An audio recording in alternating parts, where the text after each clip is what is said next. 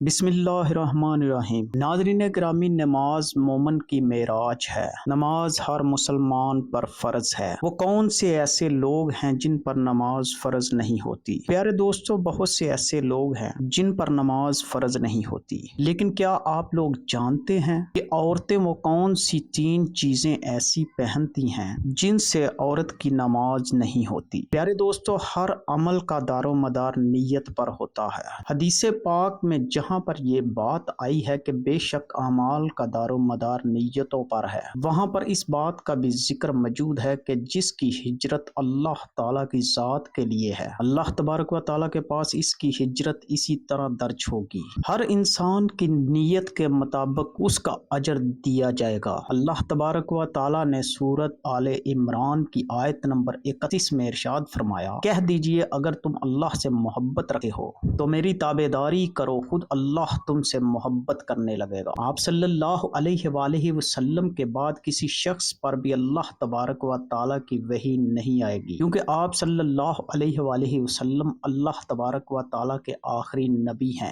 نبی پاک صلی اللہ علیہ وآلہ وسلم کے عمل کے ساتھ جس کا عمل ہم آہنگ ہوگا، اس کا عمل بارگاہ الہی میں مقبول ہوگا، اور جس کا عمل نبی پاک صلی اللہ علیہ وآلہ وسلم کے مطابق نہیں ہوگا، اس کے عمل کو رد کر دیا جائے گا۔ چنانچہ جب ہم ارکان اسلام پر نگاہ ڈالتے ہیں تو یہی بات سمجھ میں آتی ہے کہ ہمیں ان کی بجا آوری میں اپنی منمانی کرنے کی بجائے نبی پاک صلی اللہ علیہ وآلہ وسلم کے اسوہ کو اختیار کرنا چاہیے۔ پیارے دوستو، اگر کوئی شخص حسن نیت کے ساتھ نماز کی ادائیگی کرتے ہوئے ایک رکعت میں 1 رکوع کی بجائے 2 رکوع ادا کرے اور 2 سجدوں کی بجائے 4 سجدے کر لے تو ایسے شخص کی نماز قبول ہونے کی بجائے رد کر دی جائے گی۔ اسی طرح کوئی شخص طواف کرتے ہوئے بیت اللہ کے 4 چکروں کی بجائے 9 یا 11 چکر لگائے تو ایسے شخص کے طواف کو قبول نہیں کیا جائے گا۔ بالکل اسی طرح اگر کوئی شخص سعی کرتے ہوئے 7 کی بجائے 5 یا 9 چکر لگائے تو اس کے عمل کو بھی مسترد کر دیا جائے گا۔ پیارے دوستو، اگر کوئی شخص ثواب کی نیت سے روزے کو طول دیتے ہوئے افطاری کے وقت کو عشاء تک لے جائے تو ایسے شخص کا روزہ اس کے لیے باعث اجر ہونے کی بجائے باعث وبال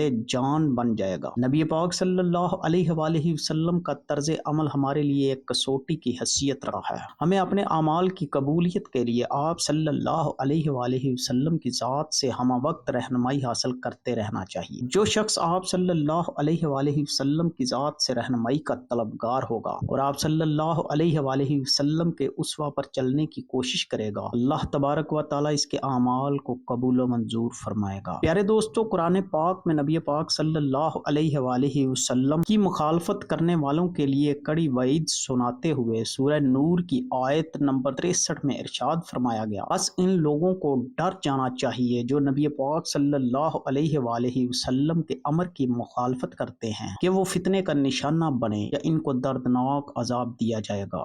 اسی طرح اللہ تبارک و تعالیٰ نے سورہ نساء کی آیت نمبر 65 میں ارشاد فرمایا، اور تمہارے رب کی قسم ہے لوگ مومن نہیں ہو سکے جب تک آپس کے اختلافات میں آپ صلی اللہ علیہ وآلہ وسلم کو حاکم نہ مان لیں، پھر جو فیصلے آپ ان میں کر دیں ان سے اپنے دل میں کسی طرح کی تنگی اور ناخوشی نہ پائیں اور فرما برداری کے ساتھ قبول کر لیں۔ ناظرین گرامی، حضرت ابو امامہ رضی اللہ تعالی عنہ سے مرفوعاً مروی ہے کہ 3 آدمی ایسے ہیں جن کے فرائض و نوافل اللہ تعالیٰ قبول نہیں کرے گا: والدین کا نافرمان، احسان جتلانے والا، تقدیر کو جٹلانے والا۔ سیدنا ابو امامہ رضی اللہ تعالی عنہ سے روایت ہے کہ نبی پاک صلی اللہ علیہ وآلہ وسلم نے ارشاد فرمایا، ان 3 قسم کے اشخاص کی فرضی عبادت قبول ہوتی ہے، نہ نفلی عبادت۔ نافرمان و بدسلوک، احسان جتلانے والا اور تقدیر کو جٹلانے والا۔ کچھ لوگوں کی نماز قبول نہیں ہوتی۔ پیارے دوستو، احتیاط کیجئے، وہ کون سے لوگ ہیں جن کی نماز قبول نہیں ہوتی؟ نمبر 1، مشرک کی نماز قبول نہیں ہوتی۔ نمبر 2، ظالم کی نماز قبول نہیں ہوتی۔ ظلم چاہے ایک پر کیا جائے یا پوری عوام پر، ظالم کی نماز اس کے منہ پر مار دی جاتی ہے۔ نمبر 3، سود کھانے والے کی نماز قبول نہیں ہوتی۔ سود خور سود کھا کر اللہ اور اس کے رسول سے جنگ کا تقاضا کر رہا ہوتا ہے، اس لیے اس کی نماز اور باقی عبادات بھی اس کے منہ پر مار دی جاتی ہے۔ نمبر 4، نجومی سے قسمت کا حال پوچھنے والے کی نماز 40 دن تک قبول نہیں ہوتی۔ نمبر 5، تنہائی میں گناہ کرنے والوں کی نماز قبول نہیں ہوتی۔ قیامت والے دن چاہے یہ تہامہ پہاڑ पहाड़ के बराबर नेकियां लेकर आए, अल्लाह पाक फूंक से इनकी सारी नेकियां उड़ा देंगे। नंबर 6, रियाकारी और दिखावा करने वालों की जो नमाज दिखावे के लिए पढ़े, नमाज कबूल नहीं होती। नमाज अल्लाह ताला की इबादत है जो कि खालिस अल्लाह की रजा और खुशनुदी के लिए पढ़ी जाती है। क़यामत वाले दिन सबसे पहले सवाल नमाज का होगा। लेकिन अगर आपकी नमाज कबूल ही ना होती हो तो क्या आपको दुनिया और आखिरत दोनों में कामयाबी हासिल होगी? नाज़रीन गिरामी, जो औरतें 3 चीजें पहनकर नमाज अदा करती हैं, इन औरतों की नमाज कभी कबूल नहीं हो सकती, चाहे वो सारी रात आंखों से आंसू बहाती रहें, चाहे वो सारी जिंदगी सजदे में पड़ी रहें, चाहे वो सारी जिंदगी क़याम में खड़ी रहें, चाहे वो खाना काबा में नमाज पढ़े, चाहे मस्जिद नबवी में खड़े होकर नमाज पढ़े। वो 3 चीजें ये हैं। प्यारे दोस्तों, क्या आपने कभी सोचा है कि आप जिंदगी भर नमाज पढ़ती रहें, सजदों में आंसू बहाती रहें, रातों को जाग जाग कर क़याम करती रहें, लेकिन क़यामत के दिन जब अल्लाह पाक के सामने पेश हों तो आपकी नमाजें जमीन से भी ऊपर ना जा सके? सोच कर ही दिल कांप जाता है कि एक औरत की पूरी जिंदगी की इबादत सिर्फ इसलिए रद्द हो जाए कि इसने एक ऐसी चीज पहनी जो अल्लाह के यहाँ पसंदीदा नहीं थी। 3 किस्म की चीजें पहनने वाली औरतों की नमाज कबूल नहीं हो। नाज़रीन ग्रामी, ये कोई आम बात नहीं, ये कोई मामूली फैशन या ज़ेबो जीनत का शौक नहीं, बल्कि ये वो खौफनाक हकीकत है जो औरत की पूरी इबादत को बर्बाद कर देती है। क्या आप जानते हैं कि आपकी नमाज के रद्द होने की असल वजह क्या हो सकती है? ये 3 चीजें पहनकर नमाज पढ़ना आपको जन्नत के करीब ला रहा है या जहन्नम के दहाने पर धकेल रहा है। क्या आपको यकीन है कि आपकी नमाज रब के यहाँ कबूल हो रही है? या कहीं ऐसा तो नहीं कि फरिश्ते आपकी नमाज को वापस फेंक रहे हों और आप बेखबर हों? ये चीजें ऐसी हैं जो औरत की इबादत को जंजीरों की तरह जकड़ देती हैं और इसे रब की रहमत से दूर कर देती हैं। मोहतरम नाज़रीन ग्रामी, ये कोई आम मसला नहीं, ये आपकी आखिरत का सवाल है, ये जन्नत या जहन्नम का सवाल है। आज अगर आपने इन चीजों को जान लिया तो आपकी आने वाली नमाजें बच जाएंगी, आपकी इबादतें महफूज हो जाएंगी। लेकिन अगर आपने इन्हें नजरअंदाज किया तो मुमकिन है कि आपकी जिंदगी भर की मेहनत जाया हो जाए। नाज़रीन ग्रामी, एक औरत दिन रात अल्लाह तबारक व तआला की इबादत में गुजारती है, कुरान पाक की तिलावत करती है, 5 वक्त की नमाज अदा करती है, नमाज तहज्जुद अदा करती है, सारी जिंदगी इसी मामूल के साथ गुजार देती है और देखने वाले लोग उस पर रश्क करते हैं कि ये औरत तो सीधी जन्नत में जाएगी। वक्त गुजरता गया और फिर वो दिन आया जब मौत ने दस्तक दी। इस औरत की रूह फरिश्ते खुशबू के जोंकों के साथ ले गए। जब इसे कब्र में उतारा गया तो अल्लाह ताला ने फरिश्तों से कहा, ये मेरी प्यारी बंदी आ रही है, इसकी कब्र को कुशादा करो, जन्नत की तरफ से खिड़कियां खोल दो, नूर से इसे सुकून अता कर दो। कब्र की वहशतें खत्म कर दी गई, अंधेरों को उजाले में तब्दील कर दिया गया। कब्र गोया इसके लिए एक बाग बन गई। लेकिन असल इम्तिहान क़यामत के दिन था। सूर फूंका गया, कब्रें शक हुई और लोग मैदान हशर की तरफ दौड़ने लगे। वो औरत भी कब्र से उठी, इसके दिल में फख्र था कि इसके लबों पर मुस्कुराहट थी, इसे यकीन था कि अल्लाह ताला इसे सबके सामने इज्जत अता करेगा। जब इसे अल्लाह ताला के सामने पेश किया गया तो फरिश्ते इसके साथ थे। इसने दिल ही दिल में कहा, अब तो मेरा रब मुझे देखकर मुस्कुरा देगा, मुझे अपनी रहमत की बिशारत देगा। लेकिन मंजर उल्टा था। अल्लाह ताला ने इसकी तरफ निगाह तक ना की, इससे मुंह मोड़ लिया। फरिश्तों को हुक्म दिया, इसको जहन्नम की तरफ ले जाओ। औरत कांप गई, इसकी रूह लर्ज गई, वो चीखने लगी, ऐ मेरे रब, ये कैसा फैसला है? मैंने तो जिंदगी तेरे लिए गुजारी, तेरे हजूर सजदे किए, तेरा कलाम पढ़ा, तेरे बंदों की खिदमत की, कब्र में भी तूने मुझ पर रहम किया, मुझे अजाब से बचा लिया, फिर अब जहन्नम की तरफ क्यों ले जाया जा रहा है? लेकिन अल्लाह ताला ने इसे बराह रास्त कलाम ना किया। फरिश्तों को हुक्म दिया, इसे बता दो, दुनिया में इसने बेशुमार इबादत जरूर की, लेकिन ये नमाज अदा करते वक्त ये ऐसी चीजें पहनती थी जिन्हें मैंने हराम करार दिया था। सब कुछ जानने के बावजूद पढ़ती थी और गुमान करती थी कि मैं अल्लाह को धोखा दे सकती हूँ। तूने जो नेक काम किए इसका बदला तुझे कब्र में सुकून की सूरत में दे दिया गया है। ये सुनकर वो औरत चीखने लगी, चिल्लाने लगी, जमीन पर गिर पड़ी, अपने बाल नोचने लगी, रिश्तों की तरफ हाथ बढ़ाने लगी, लेकिन अब कोई फरियाद ना सुनी जाएगी। इसे घसीटते हुए जहन्नम की तरफ ले जाया जाएगा और वो चीखती रहेगी, काश मैंने दुनिया में नमाज को पाकीज़गी के साथ पढ़ा होता, काश मैंने इन 3 चीजों से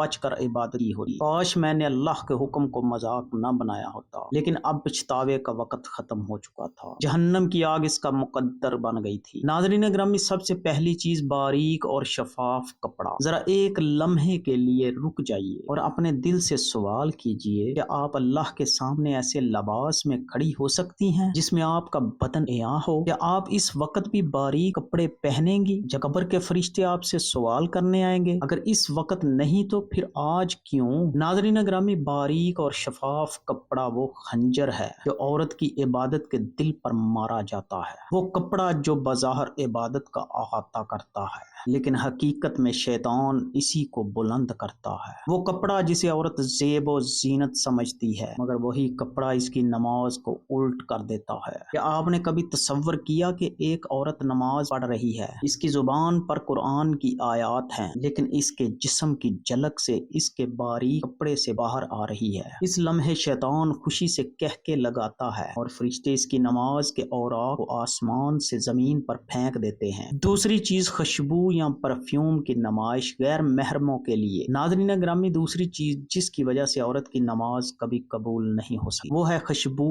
یا دنیاوی پرفیوم کی نمائش غیر محرموں کے سامنے کرنا۔ یہ بات سننے میں عام لگتی ہے مگر حقیقت میں یہ وہ آگ ہے جو عورت کی نماز کو جلا کر خاکستر کر دیتی ہے۔ ذرا ایک لمحے کے لیے سوچیں، عورت نے وضو کیا، جائے نماز بچھایا، پورے خشوع و خضوع کے ساتھ قیام میں کھڑی ہوئی مگر اس کے جسم یا کپڑوں سے ایسی خوشبو اٹھ رہی ہے جو باہر نکل کر غیر محرموں تک پہنچ رہی ہے۔ ایسے میں اس کی نماز صرف اس کے گھر کی چار دیواری میں نہیں بلکہ گلی کوچوں میں گھومنے والے مردوں کے اندر بھی داخل ہو جاتی ہے۔ کیا آپ نے کبھی غور کیا کہ ایسی نماز رب کے حضور کیسے قبول ہو سکتی ہے؟ وہ رب جس نے عورت کو پردے اور حیا کا حکم دیا ہے، وہ رب کیسے اس نماز کو قبول کرے گا جو خوشبو کے ذریعے غیر محرموں کو اپنی طرف متوجہ کر رہی ہے؟ خوشبو بذات خود بری چیز نہیں بلکہ سنت ہے، لیکن عورت کے لیے خوشبو اس وقت باعث رحمت ہے جب وہ اپنے شوہر کے لیے ہو، اپنے گھر کے لیے ہو یا اپنی ذات کے لیے ہو، لیکن یہی خوشبو غیر محرم کے دل کو اپنی طرف کھینچنے لگے تو یہی خوشبو جہنم کے عذاب کا سبب بن جاتی ہے۔ تیسری چیز سونے چاندی کی زیورات کی نمائش۔ تیسری چیز جو عورت کی نماز کو جڑ سے کاٹ دیتی ہے